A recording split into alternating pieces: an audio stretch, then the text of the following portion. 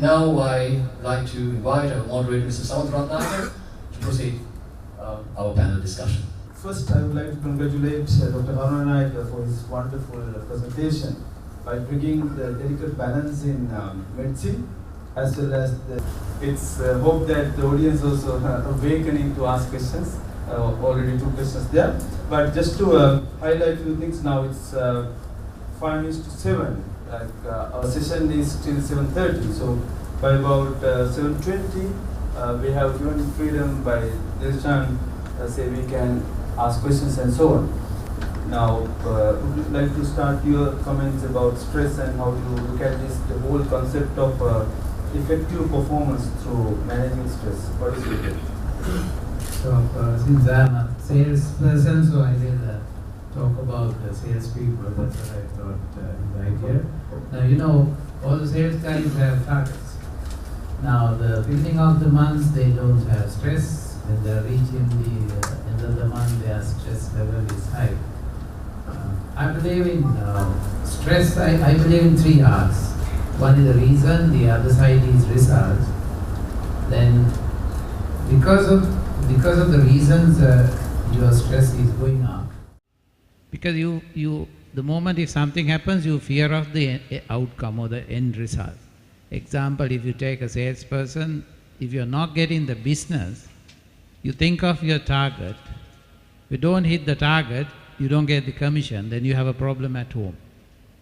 So what the stress is created thinking about the end result. So in between my RVs is response. So doctor highlight that. So one side you have reasons and the other side results and how you respond. So in managing stress, I believe either you have to play with the reason or you have to play with the result. Example, if you lower your expectation, that means you are lowering your results. Example, if you are going for an exam, if your target is to get simple pass, so your stress level is low. But if you think of A, then your stress is high. So you are playing with the result. On the other side, you do become proactive and work on the reasons. Example, if you don't have time, as you very correctly said, you improve your time management competency, then you are becoming proactive and managing the reasons or the root causes all over your expectation or the results. Sometimes if you can't do a job, better to quit, find a different job. Otherwise you will be stressed and then you are suffering. So if you feel that you have a capacity issue of doing that job, so better to quit and find a job where you don't have more stress. Some people leave or quit certain jobs, sales job, because they can't hit the target. So I always believe that 3 R's, either managing reasons or managing results. And then the most important R is how you respond, as is very correctly said, how you perceive. That's a response. Some people don't have stress because they are not bothered about results. Thank you. Right, thank you, Mr. Godagam. I think you have highlighted either stay with results and actions or like leaving the organization. But on the same time, I think we have brought this. Right, so having listened to Mr. Godagam, I would like to move to now. We have a gender balance in terms of this panel. We are two ladies and two gentlemen. So that I would like to turn towards Ms. Bambarand. Now, you are involved with this management consultancies, and on the same time, you have to keep the work-life balance on the same time, and multiple demands from the clients and so on. How would you like to take this the stress matter in terms of your opening remarks? Yes, thank you, Samantha. If I share my thoughts with you all, if I start with my career life, when you work as a head of HR, I was thinking that's a lot of stress. because the entire company issues fall into your table. So after working for more than good 15 years of experience as a head of HR, decided to become a freelancer as a management consultant. The stress became worst. I thought when I start off my own, I will not have much stress. But since now you work by your own, it's huge stress, because when you take over a consultation project, it is your own effort which is going to work on. So, but that's keep me living, you know. Stress keep you living, and that gives you a lot of energy to be enthusiastic to take the challenges in your work life.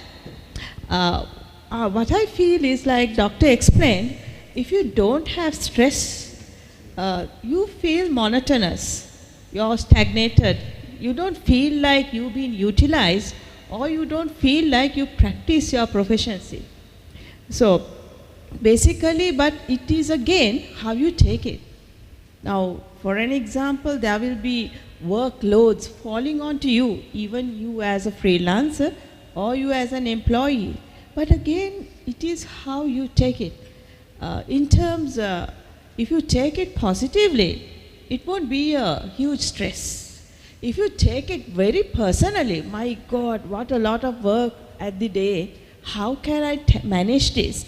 You ask the question from you, okay, that is going to be your stress. But if you take the workload which is falling onto your table on the basis of what is urgent, what is not urgent, what is to be done first, if you could prioritize your list, I think you could manage your stress.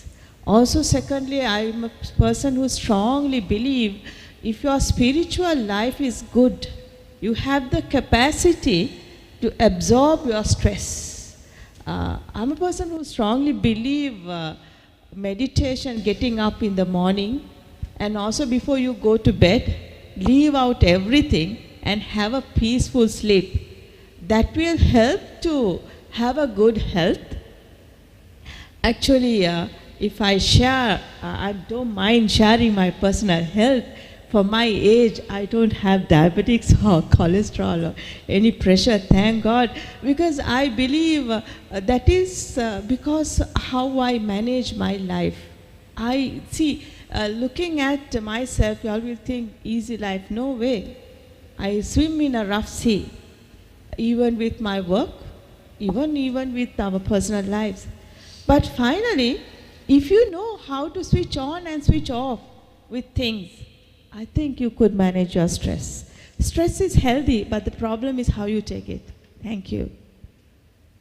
Thank you, Chandima. I think the good news is for particularly those who are in freelance and consultancy, and particularly ladies who are in this working front while managing the personal front. So she has added new insights. Of course, it is in line with what Dr. Karunanaike clearly articulated, that the way you pursue it rather than the workload.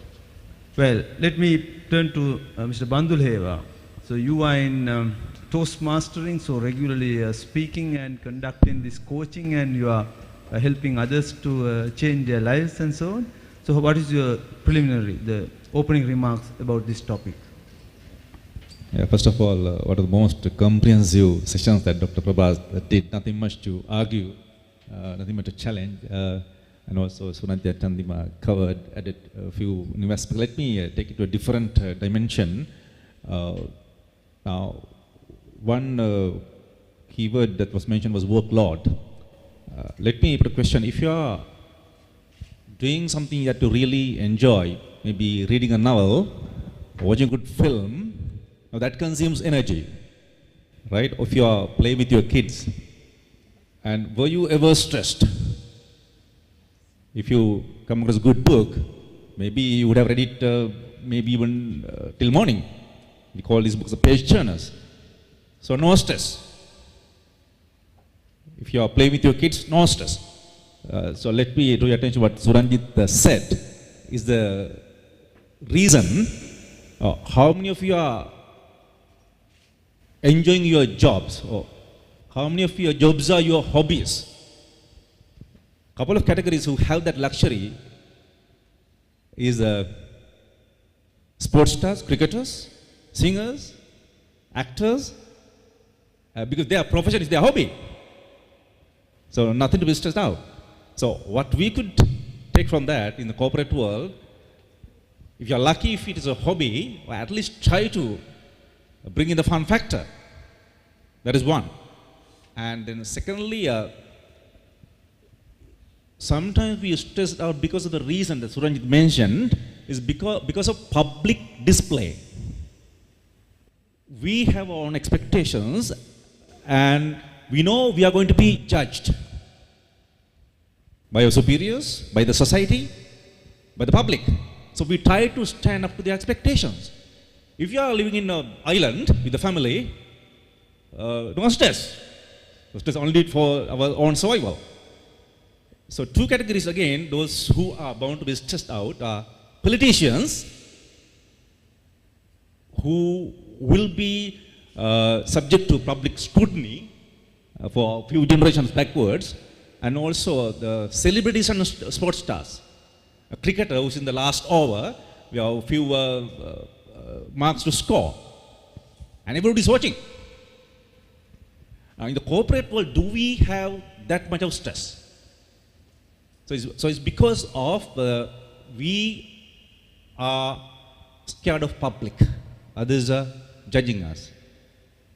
Another category who doesn't care on that is kids. They don't care. They are always highly energetic.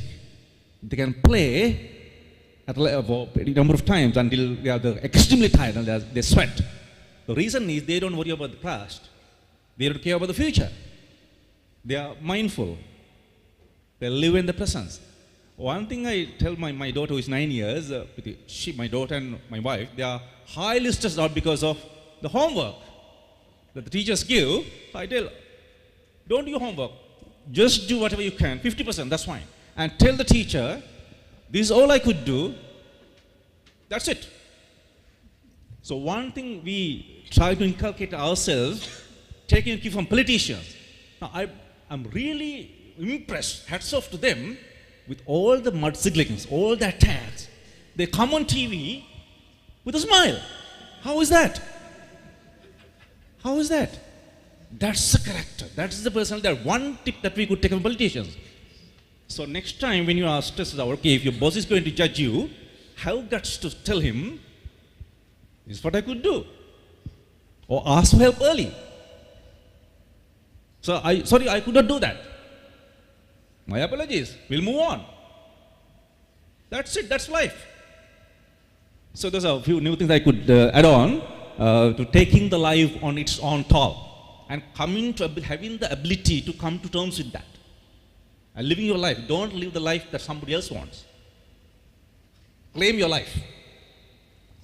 Thank you, Sujit. I think based on his remarks, most of you would go with a lot of enthralling ideas, and definitely loved ones are cherished tonight, because at least today go and say a new thing to them. Having heard to Sujit, let me go to the last panelist, that is in the first round, Kanchanamala. Now, I can see that when I am going through your profile that you are also maintaining this work-life learning balance, because earlier we used to say that work-life, but now it has been coupled with the learning as well. Yes. So what is your opening remarks on that ground, and how do you bring value to your organization? This is now because I'm currently heading HR in an organization with about 1,000 employees. It's difficult, you know, I must say that it's not easy, because I have to take care of myself, as Dr. Karnanayaka said, take care of yourself, and then and create a workplace, a stress, a workplace which is like, you know, where the employees are happy to work for. Now, A bit closer. yeah. So the problem, the issue is identifying the stressors. I think all of us should identify what makes us stressful. And I think if you can take some time and identify what stresses you most, list them down. And also you find out how how to avoid these situations. I believe in the three A's. I believe in either you avoid the stress, or you alter it, or you accept it, right? But there are times you cannot avoid it, right? But then try to alter it, try to change the situation. Try to change the situation, and then you can also accept it. With my current studies, sometimes it's difficult. There's always sacrifice from my family. And I have a daughter who's 15 years old who makes me very stressful. But then I try to spend my weekends with her, and I drive her to school every day. And commuting, I drive a long distance every day. It's like about close to 70 kilometers a day from where I live to my workplace.